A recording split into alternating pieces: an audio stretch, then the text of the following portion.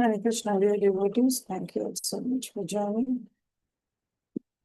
Let's start with our Mangalacharan prayers.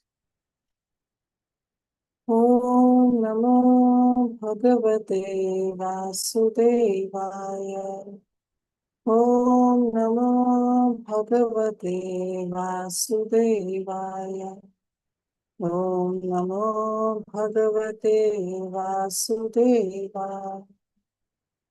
Narayanam namaskrityam naram chaiva narottamam devim saraswatam vyasam tato jayamudire nashtipraishu abhadreshu nityam bhagavata sevaya bhagavati uttama shloke bhakti bhavati nashtiti Krishnaya Vasudevaya Devaki Nandanaya Cha Nanda Gopakumaraya Govindaya Namo Namaha Om Ajnanatirandhasya Jnananjana Shalakam Chakshurunmilitam Yena Tasmai Shri Gurave Namaha Namo Vishnu Padaya Krishna Prasthaya Bhutale Srimate Bhakti Vedanta Swami Niti Namah Namaste Saraswati Devi Gauravani Prachari Vishesha Shunyavani Panashati Vishadevani Vanchatul Pratari Vishchakripa Sindhu Vai Vacha Patitanam Bhavani Vaishnavi Jai Shri Krishna Chaitanya Prabhu Nityananda Shri Advaita Gadadhar Shivas Adi Gauravati Hare Krishna Krishna Krishna Hare Hare Hare Ram, Ram Ram, Hare Hare. Guruve Gaura Chandaya, Radhikaya Tadale, Krishna Krishna Bhaktaya, Tadbhaktaya Nami. Ananda Leela Namikraya, Himavati Vyachari Sundarai. Tasmai Mahabre Marasa Pradaya, Chaitanya Chandraya Namaste. Chaitanya Chandraya Namaste. Chaitanya Chandraya Namaste.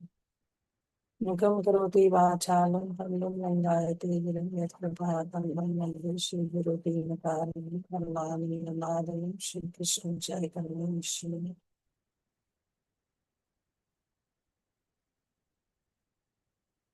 Hare Krishna dear devotees. So let's start with our Bhakti Vaibhav session. We are in Canto 2, chapter number 3. So let me share my screen. We are supposed to start with the verse 20 today.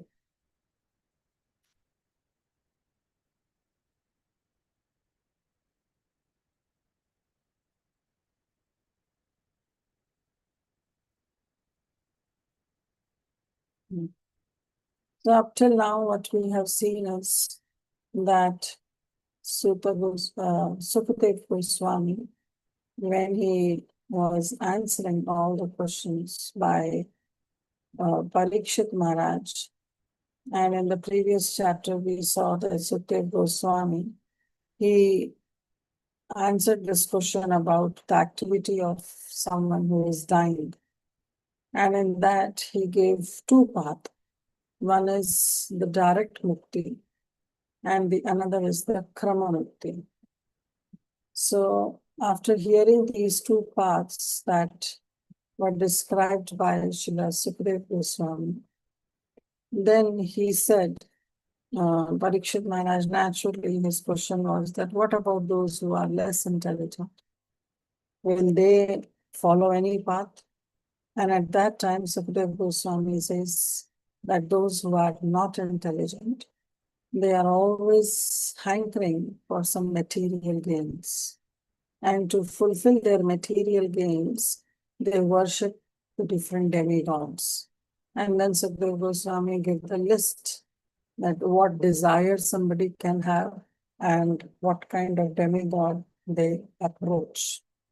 Like if somebody wants powerful, like good fortune, then they go to Durga Devi. If somebody wants money, they go to Vasus. So on and so forth, he gave the whole list. But then Sukadeva Goswami, then naturally Parikshit Maharaj had this doubt that like what's wrong because they are going to the demigods because they are less intelligent and they want to fulfill their desire. And Satya Goswami says that actually the only wrong is that they are approaching and taking shelter of different demigods. Even if they have desires, everybody may not be on a very purified stage, but still, if you have that desire, it's good to approach the Supreme Lord rather than going to any other demigods. And in that regard, he quoted the most famous verse, Akama Sarvakama Moksha Kama Bharati Tivrena Bhakti Yogena Yajate Purusham Param. That if you have any desire or you don't have any desire or you have the desire of moksha, it's good that you perform Tivrena Bhakti Yoga. You have to perform the unalloyed devotional service and then you can worship the Supreme Lord. So again, Parikshit Maharaj had this doubt. All these doubts were just understood by Sukadev Goswami. He didn't ask, but just seeing his face, as face is the index of mind, Sukadev Goswami could make out that Parikshit Maharaj was not satisfied. So naturally now Parikshit Maharaj says, okay, so those who are the demigod worships will ever they get purified. And in this regard, Sukhdev Goswami says that actually no. By worshipping the demigods, you cannot come to the level of bhakti. It's impossible.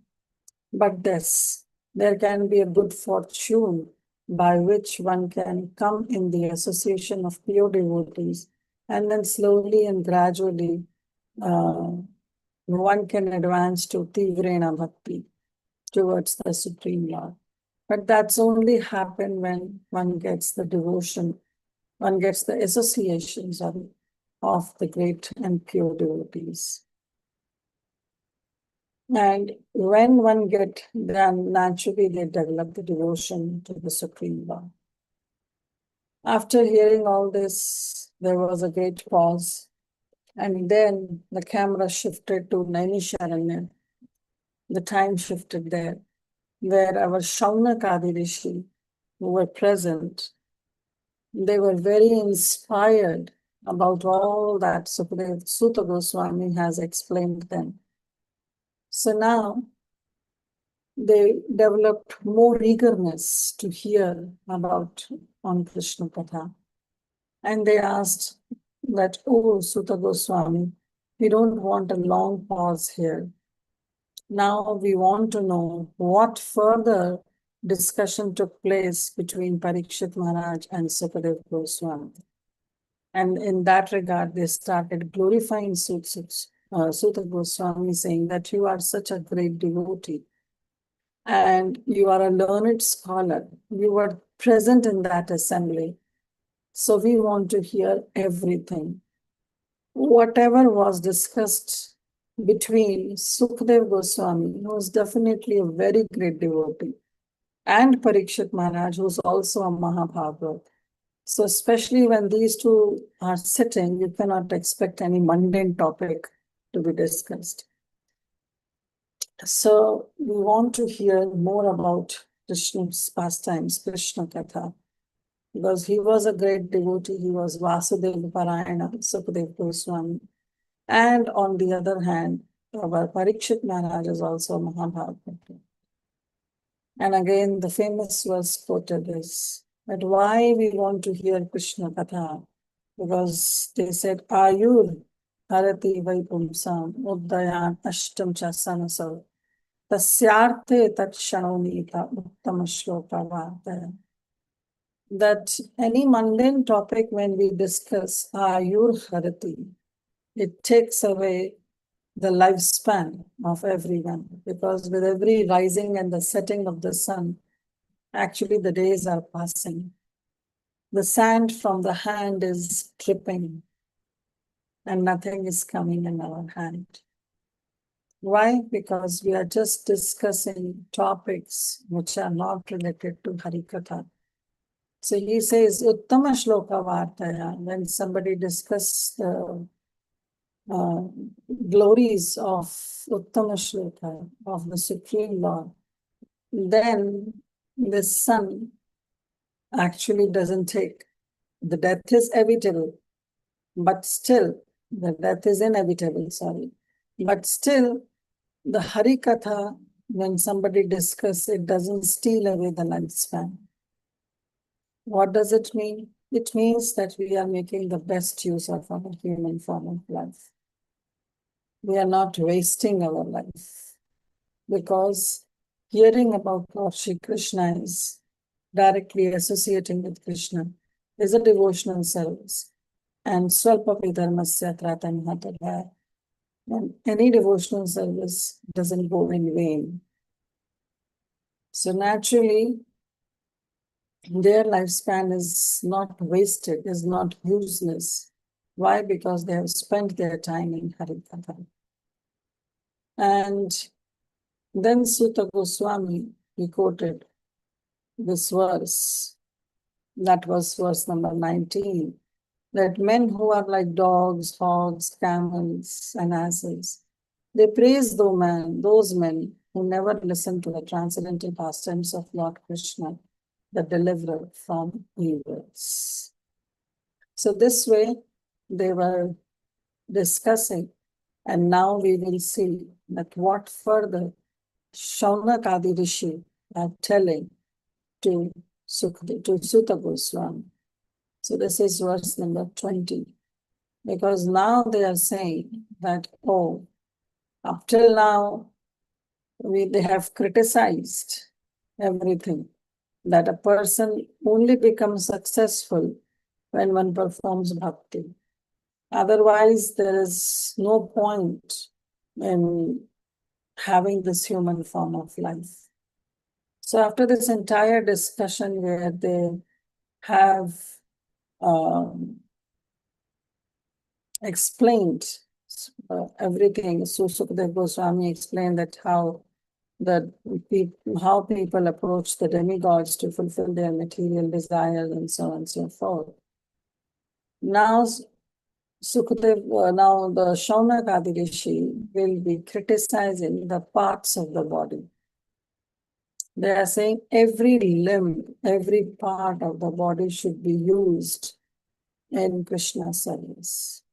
So next 5-6 verses that we will be covering, we will see that how Sutta Goswami, all the rishis of Naimisharanya, they'll be criticizing the different parts of the body if they are not used in Krishna service, because they are somehow requesting, pleading to Sutta Goswami to speak more on Krishna Katha. So let's start with this verse. Vile baturu krama vikramanaye nashanvata karna pute narasya jihvasati dardurike vasuta nacho padayati urugaya gatha. Very simple verse. Bile we know. Actually, the snake hole, bill, the snake holes. So in second line, we see the last word, narasya. So all the sages of Naimisharanya, headed by Shaunakadi Rishi, they are saying that those men, those human beings, Nashunvata, who have never heard, what they have never heard? The glories, the powerful glories, Urukrama Vikramaniye. They have never heard the activities of Urukrama. Urukrama refers to the Supreme Lord, whose activities are marvelous. So those men who have never heard Nashanvata, the Urukrama Vikramaniya, the glories of the Supreme Lord, because his prowess is proven in the entire world. So, Urukrama Vikramani, those who have not heard the glories. Well, Karna Pute means the ear holes. Their ear holes are just like Vilebhat. Alas, O Krishna, O Suta, their Karna Pute, their ear holes are like the snake holes. So what the snake, who lives in snake holes? Snakes lives in the snake holes, and they are very, very poisonous. So they are saying that their ear holes are just like the snake holes, because their holes are such where they are fit for the snakes to live, because they have never heard the glories. Bata refers to how lamentable, alas. So this way they are criticizing the different parts of the body.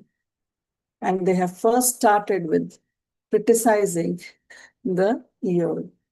The ear of those mundane materialistic people are fit for the snakes to live in. And the main quality, the major quality of the snakes are that they are very envious. So their ear holes are fit for the snakes to live in, because their ear holes are like snake holes. They have never heard the glories of the Supreme Lord. Jihvasati dar durvaikasuta nachopadayati ulvayadhatha. And their jivha means their tongue is also asati, is also useless. Now, asati refers to useless, as Prabhupada translated. He says asati is useless. But Srila Jiva Goswami points out, asati, sati is a chaste wife. And asati refers to one who is not chaste. If the wife is not chaste, that she is compared to a prostitute. So how strong words have been used by Shaunakadi Rishi, that they are saying the jiva is like a prostitute. And that jiva is useless. Dar durvaika, it is like exactly like frogs. Suta, O Suta, the jiva is like exactly like frogs.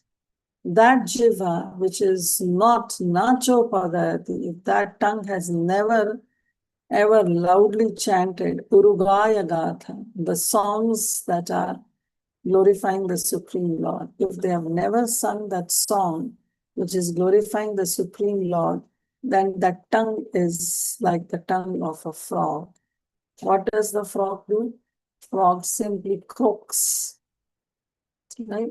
So the frog croaks, and then as soon as the frog croaks, it invites the snake. It invites the snake so that the snake can come and eat them up. So the tongue which has not chanted the glories of the Supreme Lord is asati, is like a frog, is like an unchaste woman. And that unchaste woman, by being not chaste, what she's doing, she's destroying all her piety.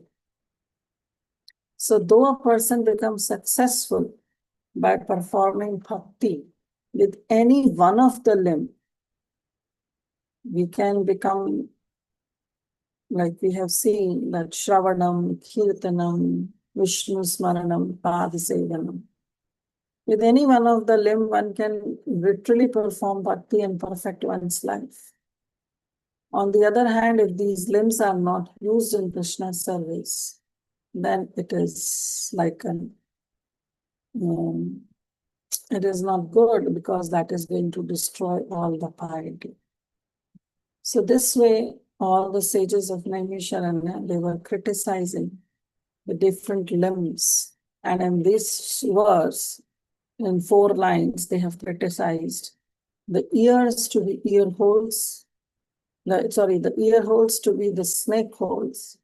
If those ear holes have never even heard the glories of the Supreme Lord, and that tongue is also like the tongue of a frog, which only croaks and unnecessarily invites snakes to come and kill them. So that jivha, that tongue, is also useless if it is not used in Krishna's service. Somebody can read the translation. Hare Krishna Mataji. One who has not listened to the message about the prose of and marvelous acts of the personality of Godhead, and has not sung or chanted loudly the worthy songs about the Lord, is to be considered to possess ear holes like the holes of the snakes, and a tongue like the tongue of a frog. Hare Krishna Mataji. Thank you. So, in these verses, you should know that how the different limbs are compared to what if they are not used in Krishna service as a part of Bhakti Shastri, Bhakti Vaibhav course. You should know because this question may be asked that how the different limbs are compared to what if those limbs are not used in Krishna service. This is just an information. Prabhupada writes, devotional service to the Lord is rendered by all limbs of the part of the body. Devotional service is not mere a sentiment. Therefore, wherever the word bhakti is used, Prabhupada used to translate it as devotional service, not just mere devotion. So this devotional service is a transcendental dynamic force of the spirit soul. Therefore, a devotee is engaged 100% in the service of the Lord. When one engages in devotional service, one becomes purified and one can render service to the Lord with the help of all the senses. And as such, the senses and the actions of senses are to be considered impure or materialistic if they are employed only in sense gratification. And if they are not employed in the sense gratification, then they are employed in the service of the Supreme Lord. Vishikena Vishikesha Sevanam Bhakti Ruchyate. That is the definition of Uttama Bhakti given by Sri Narad Muni, that all our senses should be used in the service of those of a personality who is the master of senses, who is Rishikesh. The Lord is the supreme of all senses, and the servitor, we are part and parcel, also have the same senses, but they have to be used in Krishna's service. The Lord imparted instructions to Arjuna, and Arjuna also received it with complete senses. He has received that, what do you say, instruction that Krishna has given. Spiritual understanding is nothing like, and somebody believe that spiritual understanding is nothing like an electric charge from the master to the disciple. This is a foolish understanding that some miracle will happen when you approach a spiritual master and he'll impart all the knowledge. Well, that is claimed by all the propaganda mongers. Everything is actually logical. You have to approach the spiritual master with submissiveness, and you have to inquire. There is no miracle happen. The only miracle happen is if that spiritual master is a pure bona fide personality, then his bhakti rubs on to the heart of the disciple. That's the only miracle. But the disciple has to be very, very sincere, very, very dedicated. And that's what has been explained, that how Arjun also received that entire message of Bhagavad Gita with full senses. And thus there was a perfect exchange of sensible and logical understanding between the master and the disciple. And then Prabhupada quotes in Chaitanya Charitamrita also, it is said that one should receive the teaching of Lord Chaitanya with intellect and with full senses, so that one can logically understand the great mission of Mahaprabhu. So this is not having some blind faith. This is a logical reasoning and understanding by which we can understand the mission of Mahaprabhu and we can participate in that Mahaprabhu's mission. In this regard, Srila Krishnadas Kaviraj Goswami also says, Sava Strotra Ganena Kari Charana Vandana, Ei Sava Siddhanta Suna Kari Ekamana. That I am now going to tell you about the real Siddhanta, about the Tattva of who is Chaitanya Mahaprabhu, why he descended, about Nityananda Prabhu, about Advaita Acharya. All this I'm going to tell you. But ei sabba siddhanta shuna. You should understand this siddhanta, kari eka mana, with full attention. So therein the purport Prabhupada writes that one should hear with rapt attention about the conclusive truth about the Supreme Personality of Godhead. One should not think that, oh, somehow or other I'll be able to understand. No, we have to hear with rapt attention. And then Krishnadas Kaviraj Goswami says, Siddhanta Chitta Valiyana Karalas, Iha Haite Krishna Lavis, Sudranmanas. That when it comes to understanding the tattva, the Siddhanta, one should not be lazy. One should hear with full senses so that one can logically understand what these great personalities are talking about. And then we will get to know the mission of Sri Chaitanya Mahaprabhu. Only then we will be able to participate. Then Prabhupada says, if the ear is not engaged in the service of the Lord, certainly the holes of the ear will be filled with some rubbish. Therefore, the message of Bhagavad Gita and Srimad Bhagavatam should be preached all over very loudly. That is the duty of a pure devotee who has actually heard from the perfect sources. Many want to speak something to others, but because they are not trained on what to speak and how to speak, they are speaking nonsense. And people, on the other hand, are also receiving the same nonsense. And there are hundreds and thousands of sources for distributing these mundane news of the world. And people of the world are also receiving it.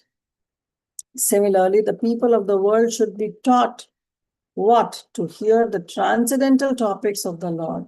And the devotee of the Lord must speak loudly so that he can hear. So, this is the highest welfare activity, giving Krishna consciousness to others. Then Prabhupada says about the tongue. The frogs loudly croak. And what is the result? The result is that they invite the snakes to eat them. The human tongue is specially given for the chanting of the Vedic hymns and not like croaking like frogs. The two functions of the tongue is Sevan Mukhi Jivha Adav, that you have to do certain seva with this jivha. And the two sevas that one can do with this jivha, with this tongue, is eat Krishna prasad and chant Krishna glories.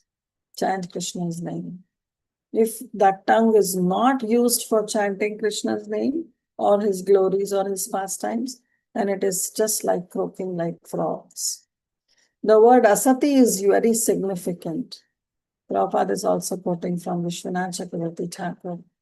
Asati means a woman who has become a prostitute, means an unchaste lady. A prostitute has no reputation for good womanly qualities.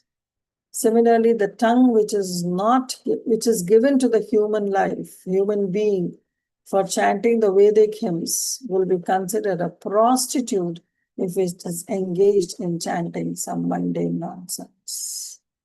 Such a heavy statement. So we should be very, very careful how we are using these senses. We should use it only and only in Krishna's service, and especially the tongue. Because Sevan Mukhi Jivva Adav, it starts with our tongue. What we speak, how we speak, whom we are speaking to, and what we are taking in through this medium of tongue. We should eat only Krishna prasad. So here in text 20, we saw two limbs have been criticized. One is the ear and the next is the tongue, if it is not used in Krishna's service. Next, Bhara param patta kirita justam api uttamangam nanamen mukandam Shavau karau no kurute saparyam harer lasattanchana kankanava. Now he's telling about patta kirita justam. Kirita refers to the turban and patta We know in South India, especially, we have pattu saris, right? So patta refers to the silk turban. So anyone whose upper part, uttamangam, whose upper part of the body is dressed with the silk turban. That means the upper part of the body here refers to the head. So the head, when it is covered properly with the silk turban, it is just like a barhaparam. It is like bharaparam. Bhara refers to the heavy burden, the great heavy burden, param bhara. It's not an ordinary bhar. It's param bhar. Means it's a great heavy burden on the body. If that head, Nanamen Mukundan, has never bowed down to Lord Mukunda, who is the bestower of liberation. So Bhara Param Patta Kirita Justam Api Uttamangam Nanamen Mukundam. If that head has never bowed down to the Supreme Lord Mukunda, then that head, even though it is decorated, very well dressed with silk turban, it is just like a great heavy burden on the body. So he's criticizing the head now. The head has to be used in bowing down in front of the Supreme Lord. Shavau karona kurute saparyam hare lasat kanchana kankanauva. Karau refers to the hands. The hands look beautiful when they are ornamented with the glittering gold bangles. Lasat kanchana kankanauva. Kankanau refers to our bangles. What kind of bangles? Lasat kanchana, very glistering gold bangles. So the hands look beautiful when they are decorated with gold glittering bangles.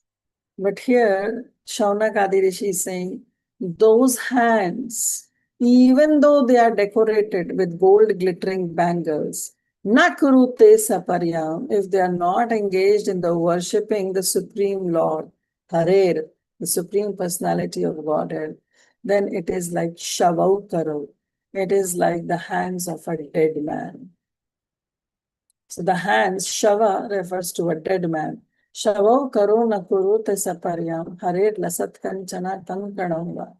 The hands may be very well decorated, but if those hands are not used in Krishna service, na kurute saparyam, not used in worshipping Harer, the Supreme Lord, then those hands are like the hands of a dead person. Somebody can read the translation.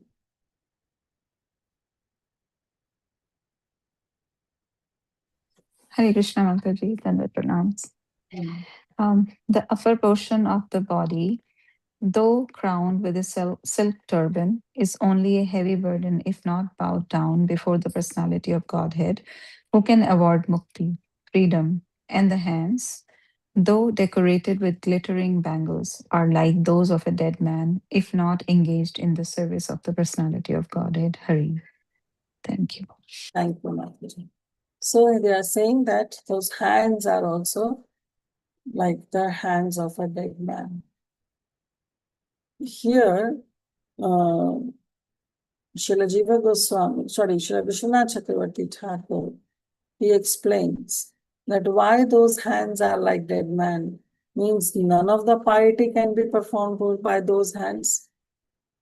Okay, somebody is not doing devotional service, but somebody can perform piety with those hands. In that regard, Srila Vishwanath Chakravarti Thakur says that if those hands are not used, never used in Krishna service, then even the devatas and the pitras, they will not accept water by such person because he is very impure. So that impurity comes in, seeps in, and because of which even the devatas, the demigods and the pitris does not accept any offerings when it is being offered by such an impure person. Prabhupada writes, the first class devotee does not first of all see anyone who is not in the service of the Lord. So there are three kinds of devotees. First is Uttam Adhikari. For him, everybody is Uttama, only he is Adhama. So he doesn't see anyone who is not in the service of the Lord because he sees only good in others. But there is a second class devotee that makes distinctions between the devotees and non-devotees. And it is must, because asat sangatyaga e Vaishnavachar. If we want to be in the society of a Vaishnava, if we want to prove ourselves to be Vaishnava, then we should be very discrimination, power should be there, by which we can discriminate that, okay, this is a devotee and this is a non-devotee, because then only we will choose whom we have to associate with. And so Prabhupada is saying the second class devotees are therefore meant for preaching work. Only they can preach. Prema Maitri Kripa Upeksha. They know with whom they have to do prema, love, especially to the pure devotees, whom they have to have that relationship of Maitri, friendship, and whom they have to be very, very merciful, especially on those who are the beginners. And those who are offensive, they have to maintain distance. So these prema, maitri, kripa, upeksha is the quality of a madhyam adhikari, a second class devotee. Second class devotee accepts disciples from the section of the third class devotees who are neophytes, kanishta adhikaris. Sometimes the first class devotee has to come down to the category of a second class devotee. A Paramhamsa can also come down in order to preach, because preaching work can only be done by a Madhyamadhikari. Uttamadhikari, for him, everybody is a devotee. Now here, point is not this that our spiritual masters are not Uttamadhikaris. They are, but they come down to our level. They come down to the Madhyamadhikari level so that they can preach the glories. Because if they stay on that Uttamadhikari platform, then they will see everybody as Uttama and himself as Adhama. So they have to come onto the level of a Madhyamadhikari by which they can preach and they can accept disciples. But the common man who is expected to become at least a third class devotee is advised at least to go and visit the temple. Because when they go and visit the temple, they will bow down before the deity. Even though he may be a very rich man and even a king with the silk turban or crown, but naturally when he will go to the temple, he will bow down to the Supreme Lord. The Lord in the temple, his worshipable form is never considered to be made up of stone or wood, because the Lord is present in that archa form to accept some service from us. Now, how will it be possible? By the hearing process, as mentioned.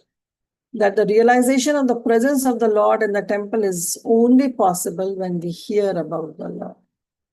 Otherwise, like once even Bhakti Siddhanta Saraswati Thakur was giving a Srimad Bhagavatam session, and suddenly the curtains in the temples were opened.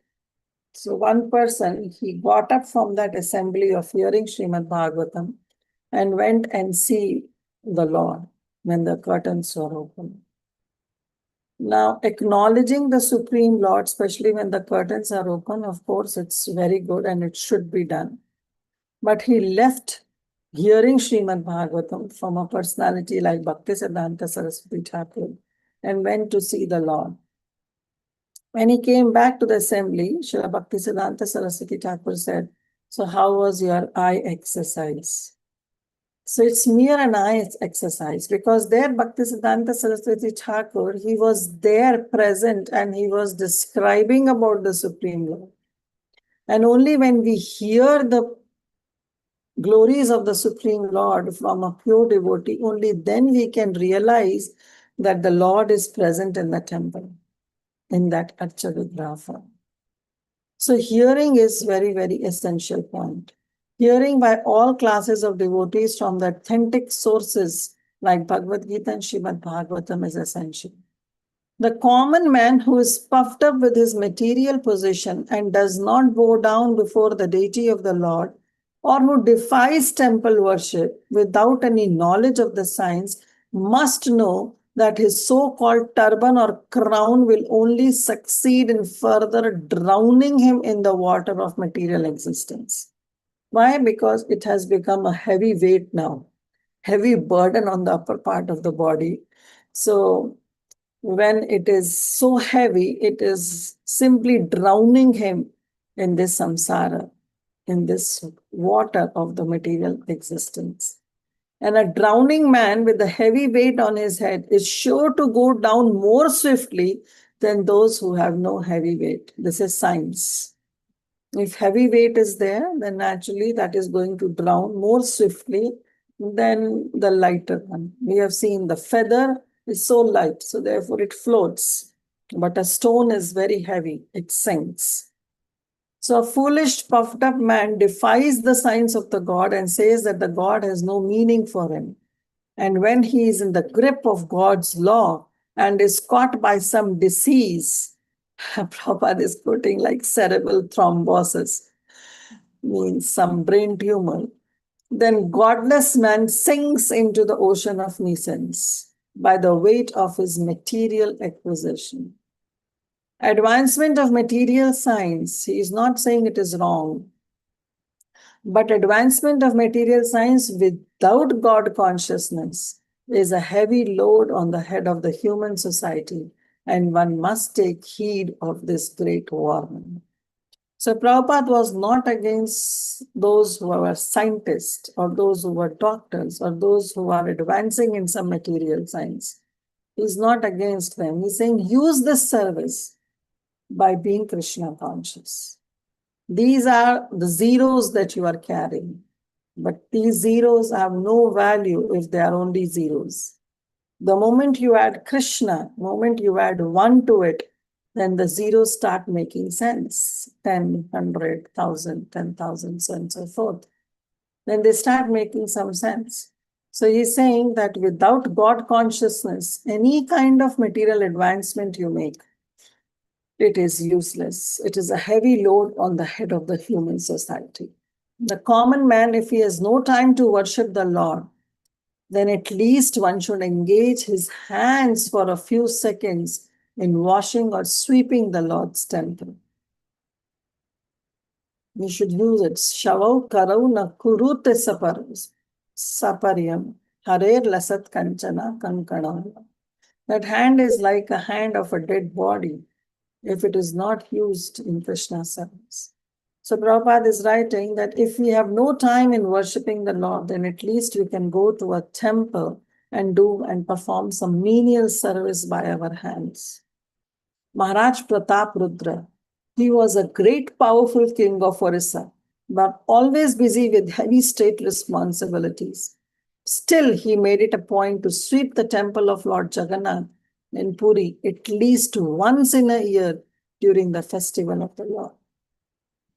The idea is that however important a man can be, however busy one can be, but one should accept the supremacy of the Lord and use every limb in service of the Supreme Lord.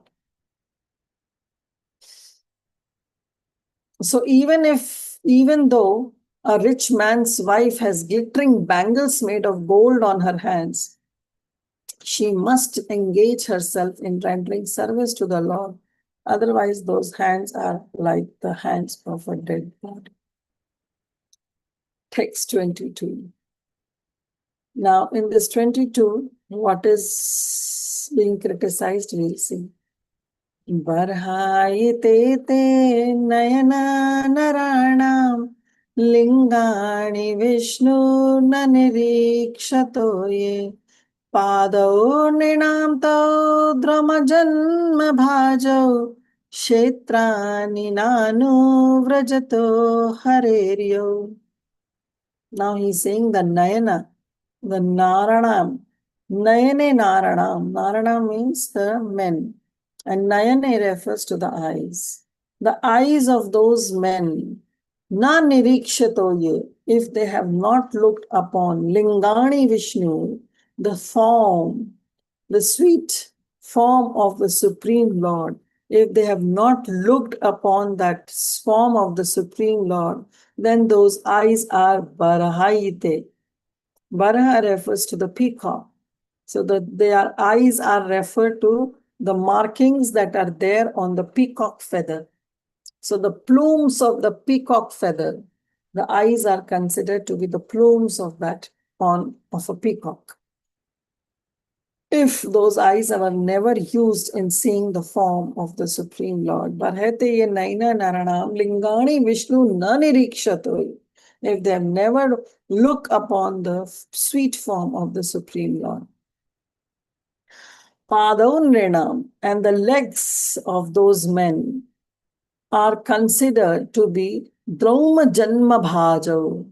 They are referred to as Druma Janma. Druma Janma means something which is born out of tree.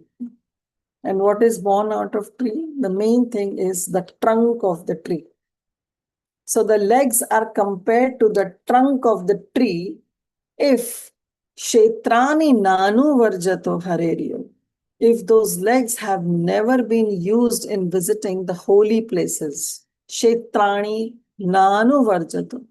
Na Anuvarjato means if they have not Anuvarjato, not followed the footsteps of the great Acharyas and not walked to the places of pilgrimage, the Kshetrani Harer, the places of pilgrimage where the Supreme Lord has performed a lot of his pastimes. If they have not used their legs, if they have not done Pad Sevanam, then those legs are compared to be like the trunks of the tree. Why? Because the trunks of the tree, they are always at one place. They don't move.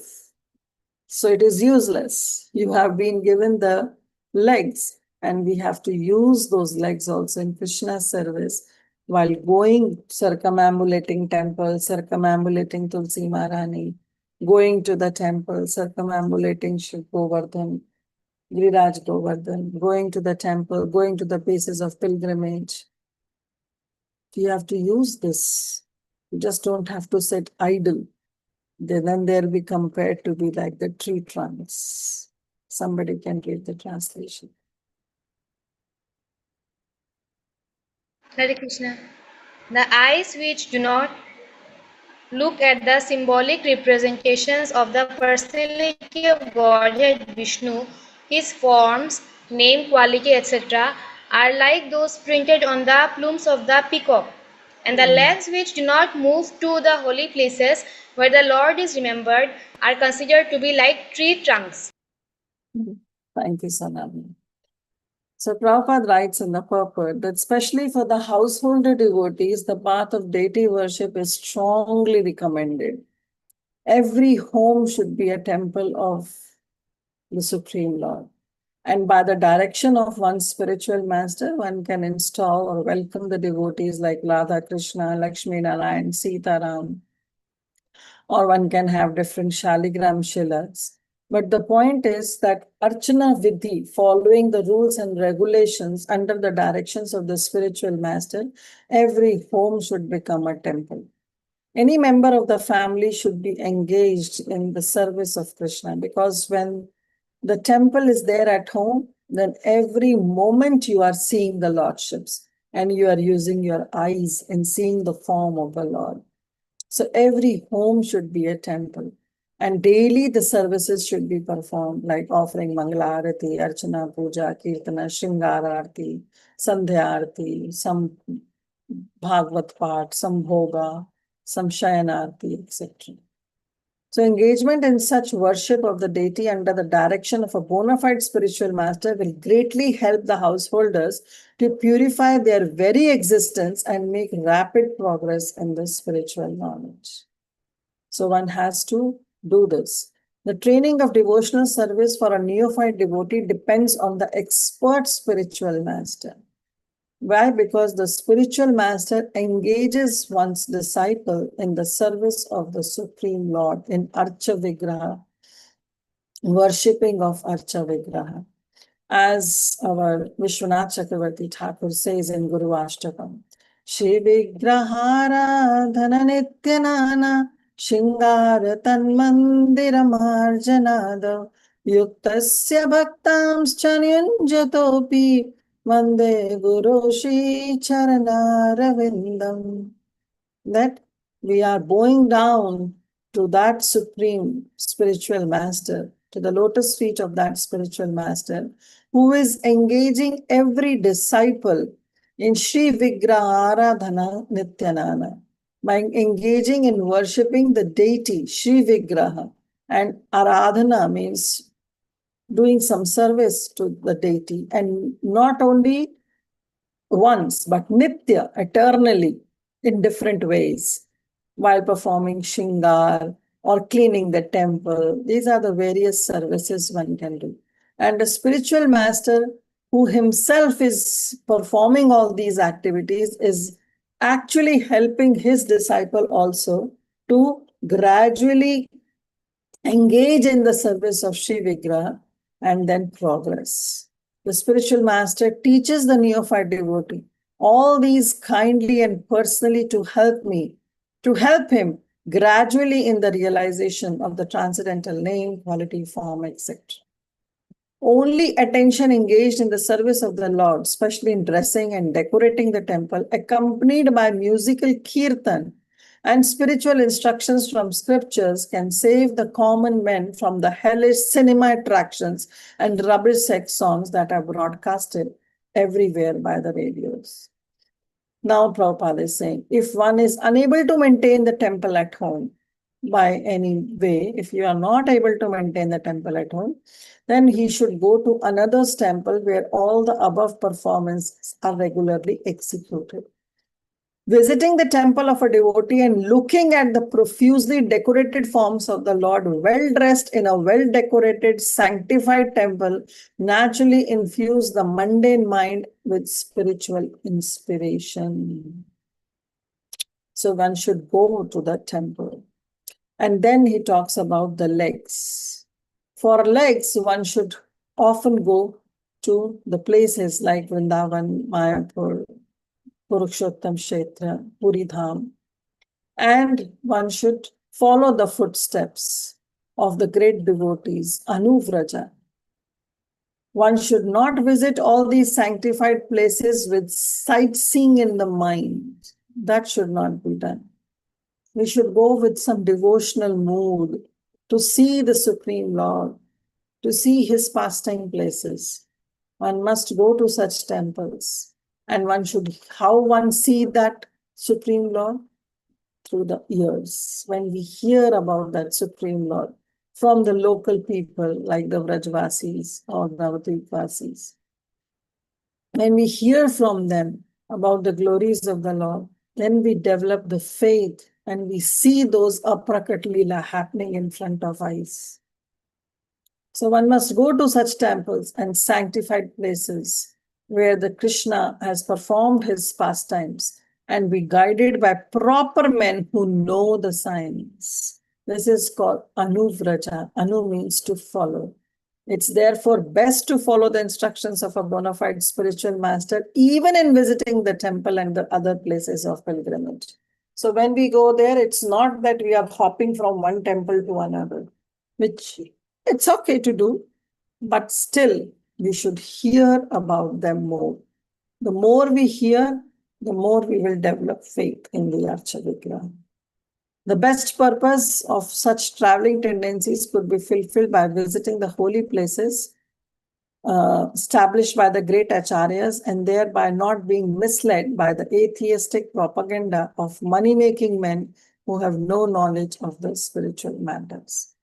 So one should engage their legs, their feet in the service of the Supreme Lord by visiting such holy pastime places, pilgrimage places. Otherwise, those legs are considered to be the tree trunks. Text 23.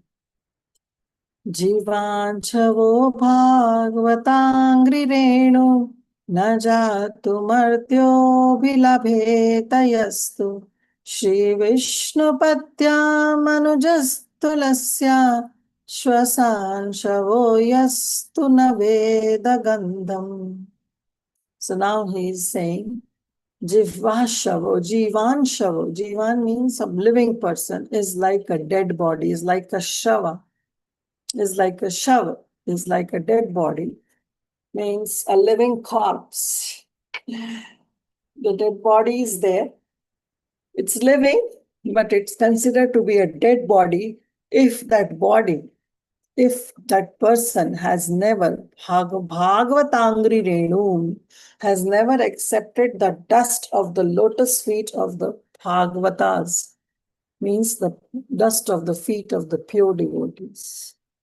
If they have never received, na jatu martyo bhilabheta yastu, they have not received the dust of the feet of the pure devotees, then their life, even though they are living, but they are considered to be like a shava, like a dead body.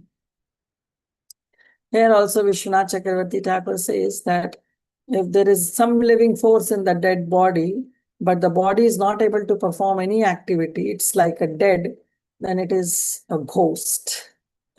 So he compares it to be a ghost, means don't you have a body, but you are not using the body in Krishna service. So that means you are like a ghost. Sri Vishnu Padya Manujas Tulasya. Manujas refers to the descendant of the Manus. So those who are descendant of the Manus means men, if they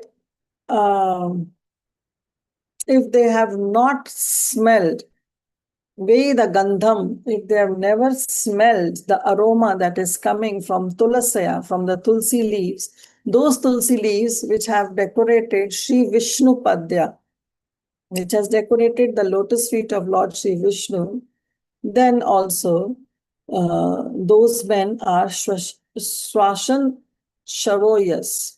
Even though they are breathing, Swas chal rahi hai, even though they are breathing, but still they are considered to be a shava, as a dead man, if they have never smelled the tulsi leaves that are decorating the lotus feet of Lord Vishnu. Somebody can read the translation. Hare Krishna, Mataji. The person who has not at any time received the dust of the feet of the Lord's pure devotee upon his head is certainly a dead body, and the person who has never experienced the aroma of the tulasi leaves from the lotus feet of the Lord is also a dead body, although breathing. Hare Krishna. Thank you, Gaurang. So he is like a ghost. Shri Vishwanath Chakravarti Thakur says that breathing dead body is a ghost. When a man dies, he is called dead. But when he again appears in this subtle form, not visible to our present vision, and yet acts, such a dead body is called a ghost. And ghosts are always bad elements, always creating a fearful situation for others. Similarly, the ghost-like non-devotees who have no respect for the pure devotees, if they have never accepted the dust of the lotus feet of the Vaishnavas, nor they have visited any Vishnu temple, they create a fearful situation for the devotees at all times. The Lord never accepts any offerings from such impure host.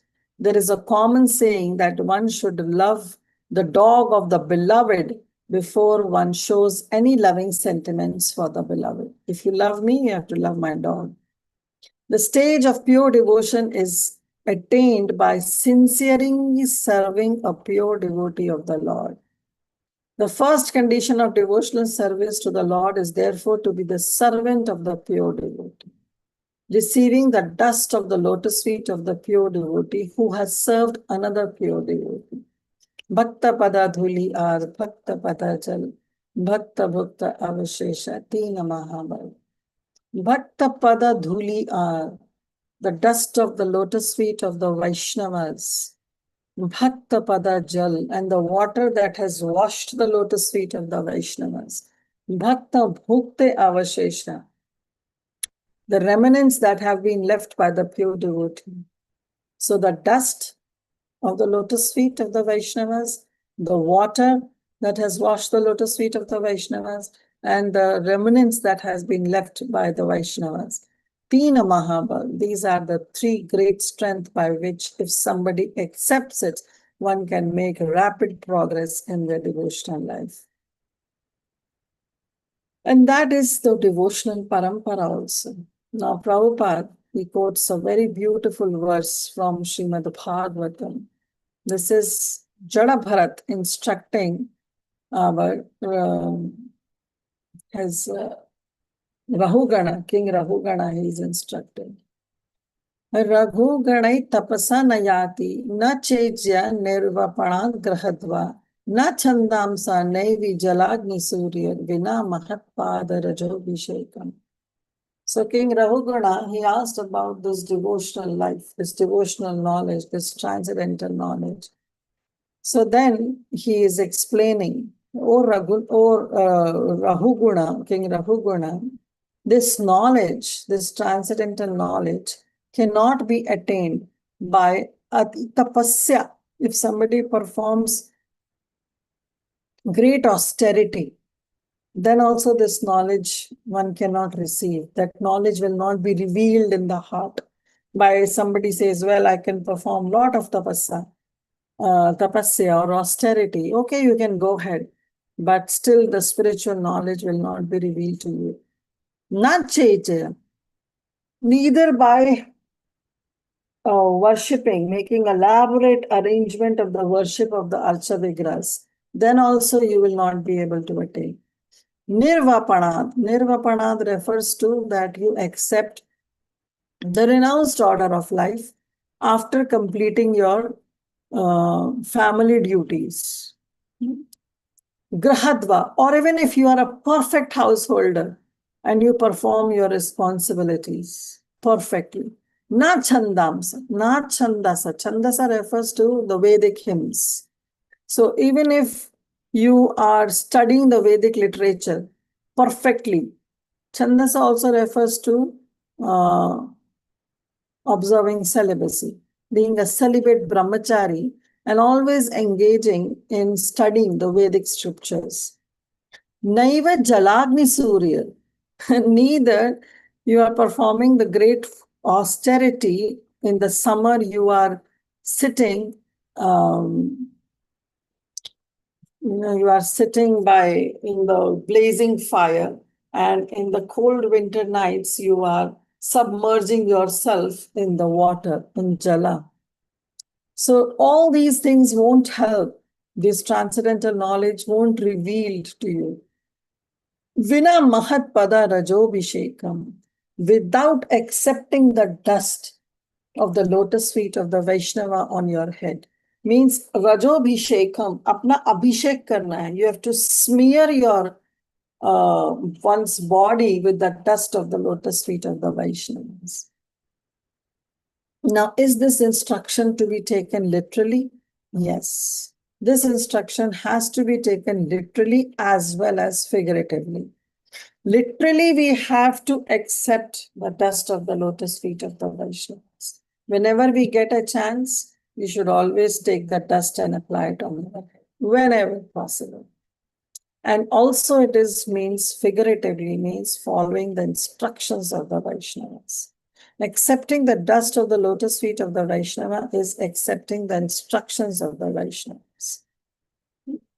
So literally also it is important, and figuratively also we should accept and we should follow the instructions of our spiritual masters. In other words, Lord Shri Krishna is the property of his pure, unconditional devotees. And as such, only the devotees can deliver Krishna to another devotee. Krishna se tomar, Krishna dite par, tomara shakati ache. Srila Bhakti Thakur writes, Krishna se tomar, Krishna is yours. O Vaishnava Thakur, Krishna is yours. Krishna dite par, and you have the capability to give Krishna to others. Because Krishna says that I live in the heart of the devotees. Tomara shakati ache.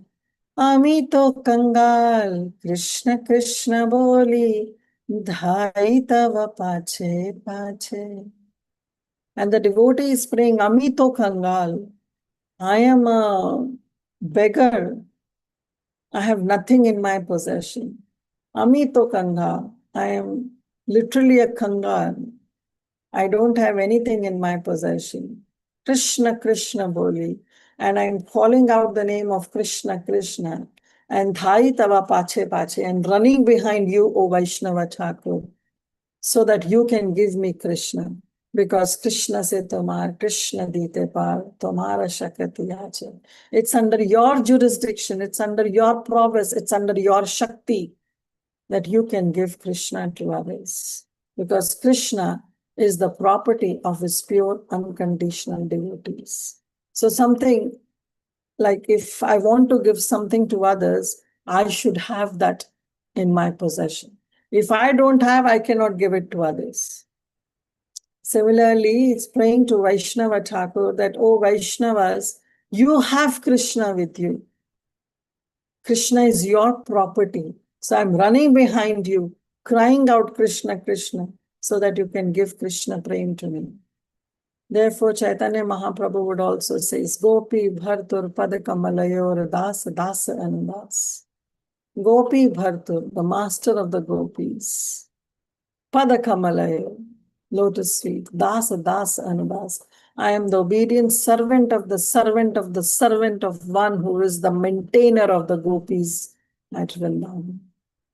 A pure devotee never approaches the Lord directly, but tries to please the servants of the Lord, and thus the Lord becomes pleased. Therefore, Prabhupada is writing that when we approach to Vrindavan, when we go to Vrindavan, do we directly go? No, we first take permission from Vrajraj, from Shri Govardhan Hill, from Shri Yamuna Devi, from Gopeshwar Mahadev, from the dust of the Vaishnavas, from Vrinda Devi, that please recommend Srimati Radharani so that she can allow me to enter into her dham, because she is the Aditashri Devi of that Vrindavan. In Vrindavan, all the pure devotees pray for the mercy of Srimati Radharani, the pleasure potency of Lord Shri Krishna. She is the tender-hearted, feminine counterpart of the Supreme Whole, resembling the perfectional state of the worldly feminine nature. Therefore, the mercy of Srimati Radharani is available very readily to the sincere devotees. And once she recommends such a devotee of Lord Shri Krishna, such a devotee to Lord Shri Krishna, the Lord at once accepts the devotee's admittance into his association. The conclusion is therefore that one should be more serious about seeking the mercy of the devotees than the Lord directly. And by doing so, the natural attraction for the service of the Lord will be revived. So don't be like a dead body by not accepting the dust of the lotus feet of all the Vaishnavas. Whenever we get a chance, we should do the abhishek. We should smear our body by their dust. And we should always try to smell the tulasi leaves that are decorating the pad, the lotus feet of Lord Shri Vishnu. Otherwise, we are just like a dead man. Verse 24. Tadashmasaram hridayam batedam yadgranamaner harinamadhe no vikriyeta thayada vikaro netre jalam gatra ruheshu harisha. Now he's saying, Tad ashmasaram hridayam. Now he's talking about the hridaya, that heart which is a steel frame. Ashma means stone or rocky, steel framed, as Prabhupada writes. It's made up of iron. If that heart has not seen any vikar, if there is no transformation, no change in the heart, no shift in the consciousness, even after Grahamaner Harinamadheya, even after accepting and chanting the name of Harinam, the Lord, the names of Lord Hari, with full concentration, and not only that, Netre Jalam Gatra Ruheshu Harsha, also experiencing the tears that are flowing from the netra, and also experiencing the hairs standing on their end. But still, if all this is happening and we are constantly chanting the holy name, but still there is no transformation in the heart.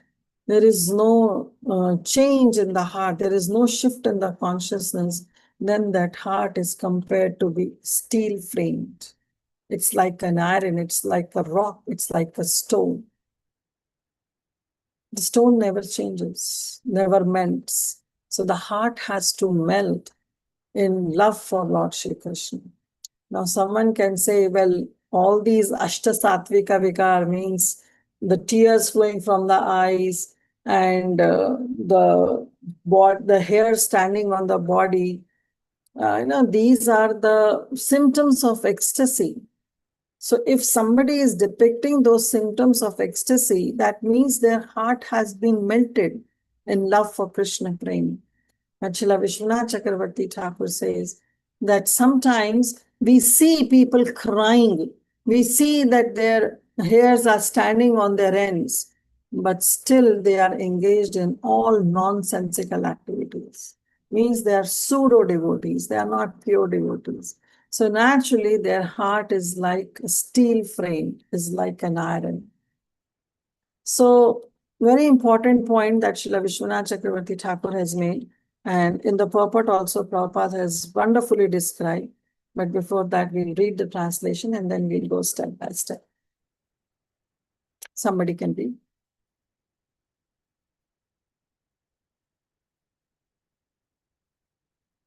Somebody can read the translation. Krishna Mataji, Pranam. I can read. Translation by Srila Prabhupada. Srila Prabhupada ki jai. Certainly that heart is steel-framed, which, in spite of once chanting the holy name of the Lord with concentration, does not change when ecstasy takes place. Tears fill the eyes and the hair stand on end. Hare Krishna. Thank you, Madhurani. So, tears filling their eyes and the hair standing on them. These are the symptoms of ecstasy, the sattvika vikar that happens. But even after this vikars happening, but there is no shift in the consciousness, no change in the heart, then that heart is compared to be a steel frame. So Prabhupada has quoted about the first chapter, the second chapter, the third chapter. But now he's saying in the third chapter, further development is prescribed after one has actually reached the stage of Vishnu. And the chapter is also in relation to change of heart. That is the chapter entitled. So the whole process of spiritual culture is aimed at changing the heart of the living entity. If the heart is not melted, if the heart is not changed, then we have not even attained our eternal constitutional position. So with the progress of devotional service, the change of the heart is must.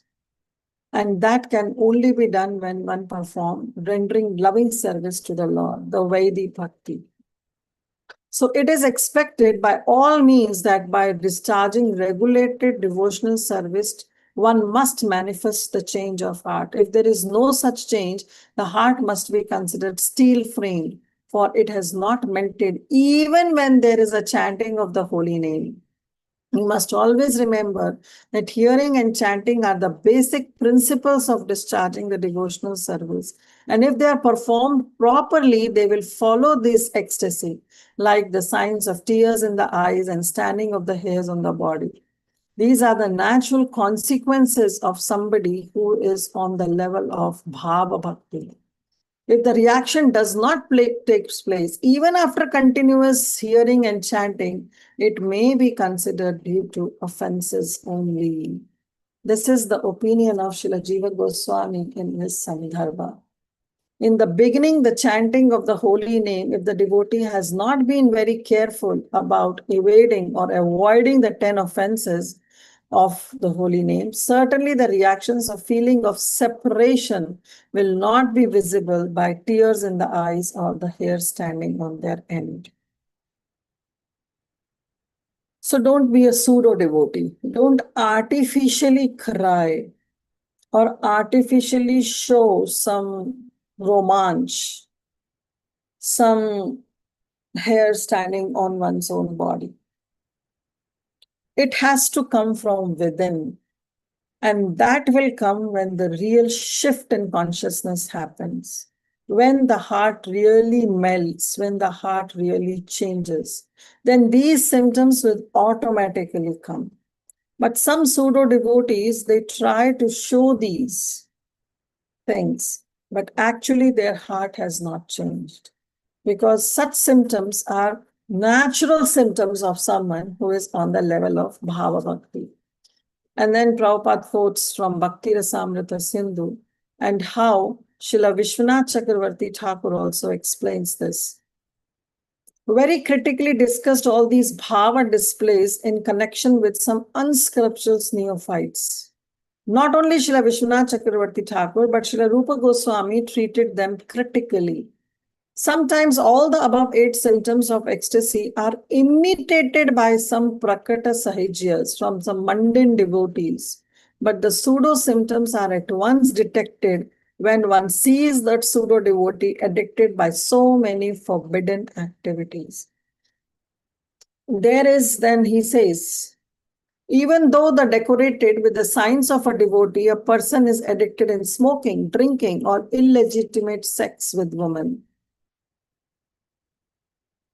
See, when I was not in Krishna consciousness, I personally saw this. There was some Bhagavad Saptaha that was happening in our town in India, and I was not even in Krishna conscious, a totally mundane, materialistic person, even though I am right now also, but still had no idea, never came in touch with the devotees. But because this Bhagavad Saptah happened in our apartment complex only, so got an opportunity to hear. The person who has come, I don't even remember the name, the person who has come to do this Bhagavad Saptah, the 1 week of Srimad Bhagavatam, was only discussing about the pastimes of Krishna.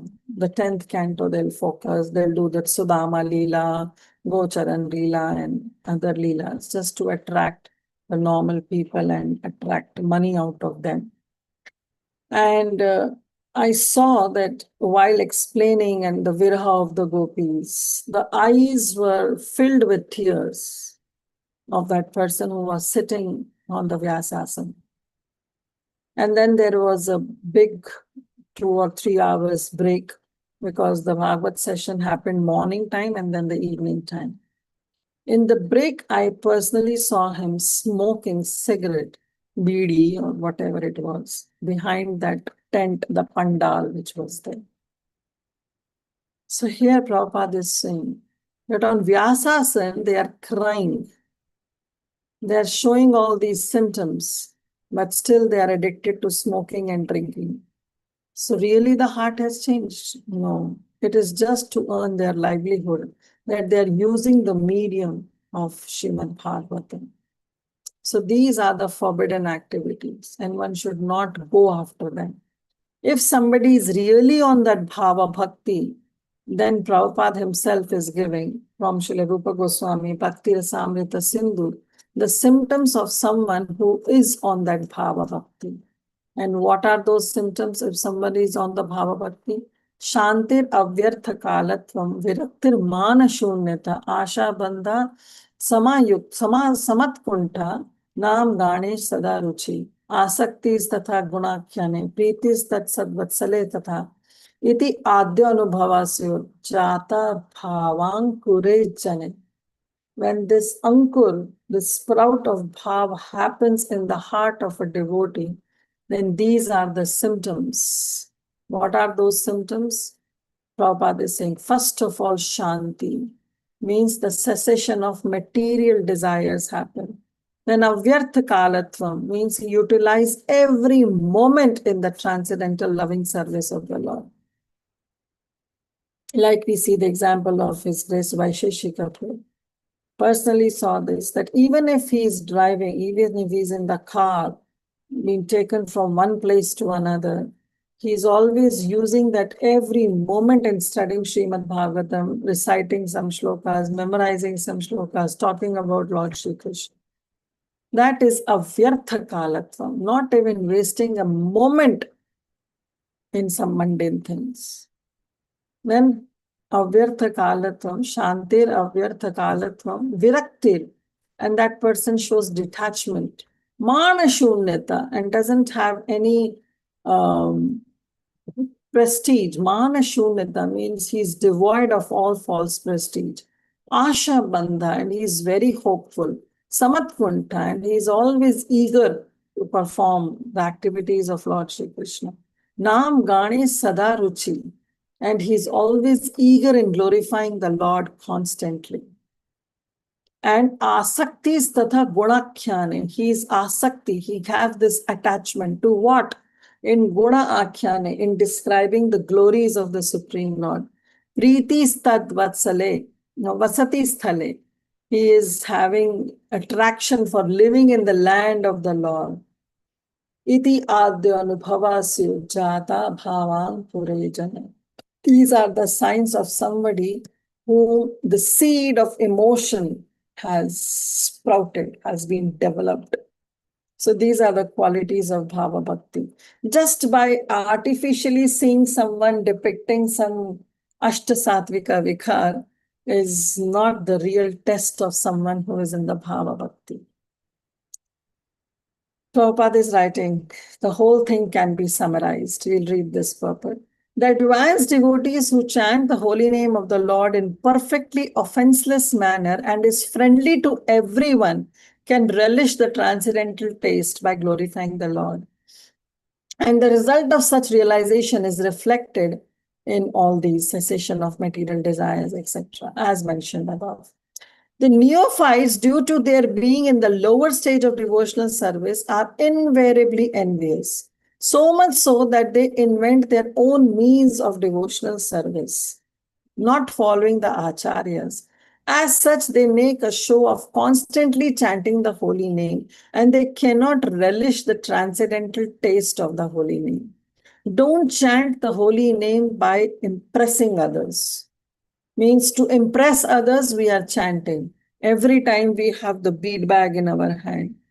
Are we really attached to Nam Ganesh Sadaruchi? Are we having the taste of Harinam, of chanting 24/7? Or we are doing it simply to impress others? We have to be introspective. Therefore, the show of the tears in the eyes, trembling, perspiration, unconsciousness is condemned. They can, however, get in touch with the pure devotee of the Lord and rectify their bad habits. Otherwise, they shall continue to be stone-hearted and unfit for any treatment. See, Mahaprabhu is Patita Pavan. If we are really into that condition of being a Patit, then he will come and purify us and liberate us. But if we are deceitful, if we are hypocrite, if we are kapata, then if we have that kapat, then Mahaprabhu is not kapati pavan. He will not liberate us, he will not purify us. So any stone-hearted person is unfit for any treatment. So before all these hypocrisy seeps in, seeps down in the heart, we should approach a pure devotee and rectify, get cured by him. A complete progressive march on the return home back to order will depend on the instructions of the revealed scriptures directed by a realized devotee. In between, Prabhupada has quoted that, see, even Chaitanya Mahaprabhu, he is Lord himself, coming in the form of a greatest devotee taking the mood of Srimati Radharani. Will he not have Ashtasatvika Vikar? Yes, but still he doesn't show. The pure devotees will not show even if their eyes feel like crying or their hairs are standing on the end. They'll condemn, they'll stop those symptoms to be revealed in public. Lord Chaitanya Mahaprabhu, when he met Sri Ramananda Rai, the Lord developed all these symptoms. But because of the presence of some non-devotees, Brahmanas who accompanied Ramananda Rai, the Lord suppressed these symptoms because they will not understand. They are not on the pure platform. So sometimes they are not visible even in the body of the first class devotee under circumstantial reasons. The pure devotee won't show these symptoms because these symptoms are not to be shown on reel or in person to anyone. These symptoms are for personal things. These are very, very personal things that happens to a devotee because of the change in the heart. So that is the real test of a devotee. Just by seeing some outer external things, we should not consider them to be a devotee. We have to be very, very careful. Very, very careful in putting someone on a high platform. And then realizing that, no, this person is not worthy and we are unnecessarily committing offense. So better not put someone on that high pedestal rather than putting and then pulling them down. Very, very careful.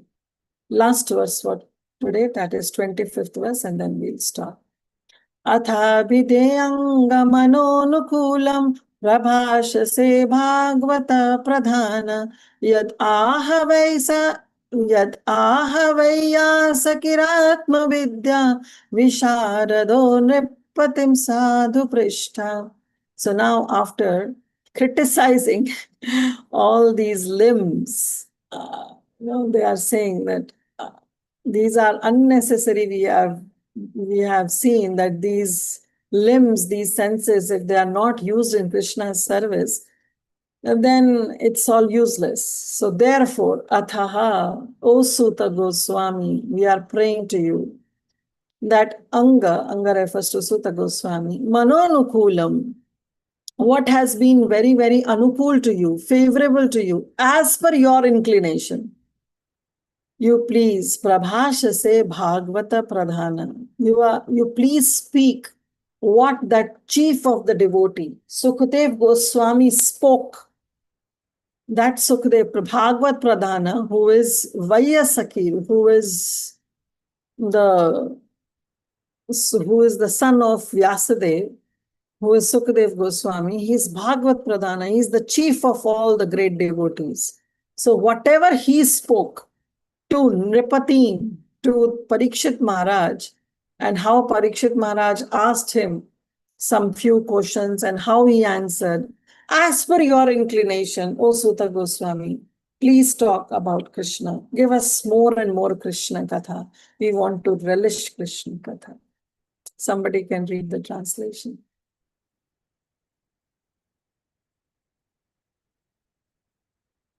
Can I, Mataji? Mm. Okay. Oh, Suta Goswami, your words are pleasing to our mind. Please, therefore, explain this to us as it was spoken by the great devotees, Sukadeva Goswami, who is very expert in transcendental knowledge and who spoke to Maharaja Parikshit upon being asked. Hmm. So now, thank you, Mataji. So all the sages of Naimisharanya, they are now pleading to Sutta Goswami to give us more and more Krishna Katha. So now Sutta Goswami may ask, right, what should I tell you more? So they are saying, as per your inclination, whatever you want. What's the word used is? Mano anukulam, whatever is favorable to your mind, as per your inclination. You speak the topics that were discussed in between Sukadev Goswami and Parikshit Maharaj, because Sukadev Goswami is the greatest of all devotees and he is very expert in the knowledge of the Lord. So please speak, we want to hear more and more. Knowledge explained by the previous Acharya like Sukadev Goswami and followed by the next like Suta Goswami is always powerful transcendental knowledge, and it is therefore penetrating and useful to all submissive students. Thus ends the Bhaktivedanta purpose of the second canto, third chapter of Srimad Bhagavatam, entitled Pure Devotional Service, the change in heart, which is always supposed to happen. Now, before we end, I want to show you one beautiful verse from Srimad Bhagavatam only, because see, up till now, what we have seen is all the negative explanation of various senses, the negative expressions of the various senses are being depicted by Suta Goswami. that how the ears are like the snake holes, the jivha is like the croaking of the frog, the eyes are like the plumes of peacock. So all these are the negative things. But this also confirms the necessity of practicing bhakti, that how we have to perform bhakti, because all these things are compared to the negative terms in the sense when it is not used in Krishna's service. So there is a very beautiful verse also in Srimad Bhagavatam. This is Canto 10.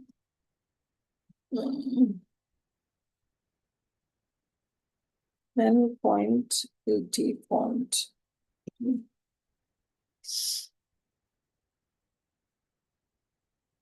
Yeah. सवाज्ञातस्य गुणान् गृणीते करौ तत्कर्म करौ मनश्च स्मरेद्वसन्तं स्थिरजङ्गमेषु शृणोति तत्पुण्यकथा सकर्ण सवाक्यया तस्य गुणान् गृणीते. Using your vak shakti, your speech in glorifying the Krishna's qualities, in glorifying, describing Krishna's qualities. Karau, using your hands in doing something for Krishna. Using your mind in smared, in remembering whom. Vasantam sthira jangameshu, one who is there in the heart of all the moving and non-moving living entities. Shrunoti, and hearing about him. Tat punya katha sakarana, and using your ear in hearing about Lord Shri Krishna. So actual speech, up till now we have seen all the negative things. What is positive? Positive is actual speech is that which describes the qualities of the Lord. Real hands are those that work for him. A true mind is always, which always remembers him, who is dwelling within everything moving and non-moving. And actual ears are those that listen to sanctifying topics about him. So this is the positive side, that if these senses are used in Krishna's service, then it is perfect. Best use of all our senses. Otherwise, it is simply a waste. We'll stop here. Thank you all so much. Shri Prabhupada ki jai. Granth Srimad Bhagavatam ki jai. Yes, Tulsi Gopi Mataji, please go ahead. Hare Krishna Mataji, Dandavat. Thank you very much for the wonderful class. Mataji, this last verse was in which, I saw it was chapter 16, in which canto? Chapter 80. Canto 10, chapter 80, verse number 3. 10.803. Oh, 1083. Okay. Tarini, my older daughter had a question that the plumes of the eyes compared to the plumes of peacock, why is that, and like why is the peacock's thing considered negative? Usually we always consider it positive, right? Comparing something to So the peacock feather, the plume, if you have seen the peacock feather, it looks like an eyeball. yeah. Yes, yes. But are they used in seeing something? It's just a mere piece of decoration on the feather. Okay. It's just like a show, basically. Yeah, it's a show. It's just a show. They are not the real eyes. Okay, Look okay. like an eye, shape of an eye, like an eyeball, but it is not used in seeing something. Okay, thank you. Like the example is given also, the nipples are hanging on the neck of the goat. You must have come across this also. So those nipples doesn't bear any milk. It's just a show off. Okay, Mataji, understood. Thank you very much. Thank you. Yes, Praladananda Prabhu, please go ahead and add. Dhanvat Pranam Mataji. Dhanvat Very Pranam. beautiful slok. I didn't know about that slok. But there is a similar slok regarding Ambaris Maharaj, right? Savai Mana Krishna Padar Vindyor Vachansi Vaikungudan. So all these senses have utilized. So we can kind of get inspiration from that, we use our Vani, our mind, our hands on this in Lord Krishna's service as far as possible. We cannot imitate him. But whatever effort we put, Bhavan Krishna will yatham prapadyante, he will respond and reciprocate with our effort. Whatever genuinely we do, not for showing off or pratishtha puja like that. So that's what I wanted to share, Mata. Very good. Thank you, Prabhuji. So Prabhuji is quoting the verse from Ambarish Maharaj pastime, Savaibam Sapada. Thank you, Prabhuji. Okay, so with that, we can end here and we have completed chapter 3. Now, on Thursday, we'll start chapter number 4. Thank you all so much. Vanchakalpatarubhyascha kripa sindhuva eva cha patitanam pavanebhyo vaishnavebhyo namo namaha. Ananta Koti Vaishnav Vrinda ki jai. Granth Srimad Bhagavatam ki jai. Srila Prabhupada ki jai. All the assembled Vaishnavas ki jai. Hare Krishna. Thank you, Mataji. Hare Krishna. Hare Ending the call. See you all. Krishna Mataji.